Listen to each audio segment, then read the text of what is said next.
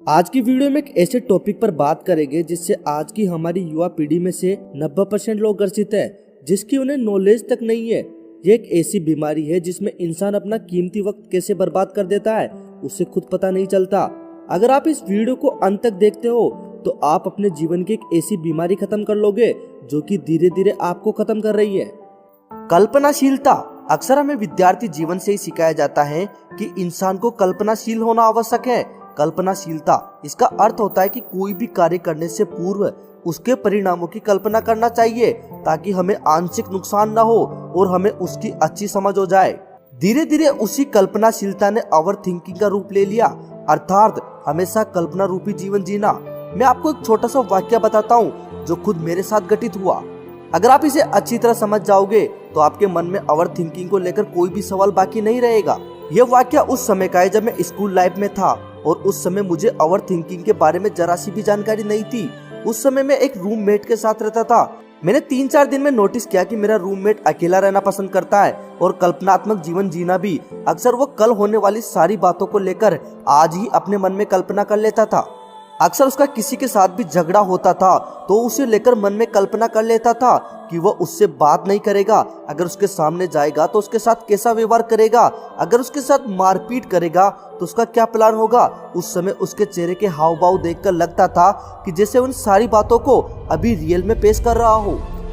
और फिर उसके मन में हमेशा डर रहता था कि कहीं न कहीं उसकी नेगेटिव सोच सच न हो जाए। इसी तरह वो अपने क्रश के बारे में सोचने लगा। वो जिससे अपनी रियल लाइफ में बात तक नहीं कर पाता था, वो उसके साथ अपने ख्याली पुलाव में उसके साथ घूमता फिरता और वो सारी चीजें करता जो कि एक रिलेशनशिप में होती है। वो पढ़ने के लिए किताब लेकर तो जरूर बैठता था पर उसका मन किताब में नहीं, अक्सर अपने ख्यालों में ही रहता था। अपने आप से बात करने से लेकर वो सारी बातों को सोचता था जो कि उसे अपने फ्यूचर में करनी है या फिर अपने फ्यूचर में चाहिए। इसी तरह उसका मन अपनी रियल लाइफ से बिल्कुल हट गया था और पढ़ाई से भी वो हमेशा अपने प्रेजेंट को लेकर नहीं, अपने फ्यूचर को लेकर चिंतित रहने लगा। यकीन मानो न तो उस समय उसको इन सब बातों का पता था और ना ही मुझे, क्योंकि उस समय हम कल्पनाशील जीवन ओवर थिंकिंग को समझते तक नहीं थे कि यह एक बीमारी है। और उसको सही मार्गदर्शन नहीं मिलने के कारण पढ़ाई को बहुत अत्यधिक समय देते हुए भी उसका रिजल्ट बहुत नेगेटिव रहा, क्योंकि वो पढ़ते समय हमेशा ओवर थिंकिंग करता रहता था। मैंने YouTube पर बहुत से वीडियो में देखा है कि ओवर थिंकिंग करना सही है। जो व्यक्ति अत्यधिक सोच और विचार करते हैं वो बहुत पढ़े लिखे होते हैं और सफल भी होते हैं। मैं खुद भी बचपन में यही समझता था कि इंसान को कोई भी कार्य करने से पूर्व उसके बारे में बहुत अत्यधिक सोच और विचार करना चाहिए, पर आज मैं ये समझता हूँ कि बहुत अत्यधिक सोच और विचार करना हमारे मन में नेगेटिविटी पैदा करने के अलावा और कुछ भी नहीं करते। अगर मैं सोचूंगा कि मेरा परीक्षा का परिणाम पॉजिटिव रहेगा, हाँ तो ठीक है, मेरे मन में होगा कि हाँ पॉजिटिव रहेगा, लेकिन अगर इसी बात को 4 से 5 बार सोच लूंगा तो मेरे मन में एक बार जरूर आएगा, हो सकता है कि मेरा रिजल्ट नेगेटिव हो। और फिर ये बात सोचने के बाद मेरे मन में सारी बातें आ जाएगी कि अगर रिजल्ट नेगेटिव होगा तो उसका मेरे जीवन पर कैसा प्रभाव होगा, उसके बाद मेरा क्या होगा, और ये सारी नेगेटिविटी मेरी तैयारी पर, मेरे फोकस पर बहुत अत्यधिक प्रभाव डालेगी। और हो सकता है इसी नेगेटिविटी की वजह से मेरा परिणाम जो शायद पॉजिटिव होता वो नेगेटिव हो जाए। यहाँ पर यह कहा जा सकता है कि थिंकिंग करना बुरी चीज नहीं है, पर ओवर थिंकिंग करना बहुत बुरी चीज है। कोई भी कार्य सोच विचार करना बहुत अच्छा है, पर अत्यधिक सोच और विचार करने से हमें उस कार्य के बहुत से पहलू नजर आएंगे जिनमें से अधिकतर पहलू नेगेटिव रहेंगे। अर्थात यहाँ पर यह कहा जा सकता है कि ओवर थिंकिंग एक ऐसी बीमारी है जिसमें ग्रसित व्यक्ति को खुद पता नहीं होता कि वो ओवर थिंकिंग करता है या फिर ओवर थिंकिंग से क्या क्या नुकसान हो सकते हैं। ओवर थिंकिंग में व्यक्ति के माइंड में विचारों का आपस में टकराव होता रहता है।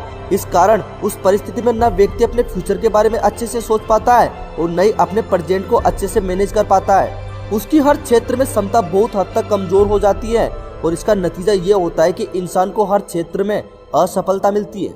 मैंने YouTube पर बहुत से वीडियो देखे हैं जिनमें ओवर थिंकिंग को सही ठहराया गया है और वो भी बहुत बड़े बड़े मोटिवेशनल स्पीकर ने। पर मैं ये पूरे दावे के साथ कह सकता हूँ कि ओवर थिंकिंग हमारे लिए किसी भी लिहाज से सही नहीं है, क्योंकि मैंने इसका उदाहरण अपने सामने देखा है और उसकी जिंदगी को बर्बाद होते हुए भी। हाँ, ये विचार सही है कि सोचना बुरी बात नहीं है, नए नए विचार हमारे माइंड में लाना भी बुरी बात नहीं है, बस एक ही चीज को लेकर बार बार उसके बारे में विचार करना मेरे लिहाज से बिल्कुल सही नहीं है। कुछ लोग जो कहते हैं कि ओवर थिंकिंग अच्छी चीज है, बस हमें फर्क करना है राइट थिंग्स में और रॉन्ग थिंग्स में, और हमें रॉन्ग थिंग्स को हमारे माइंड में आने से रोकना है।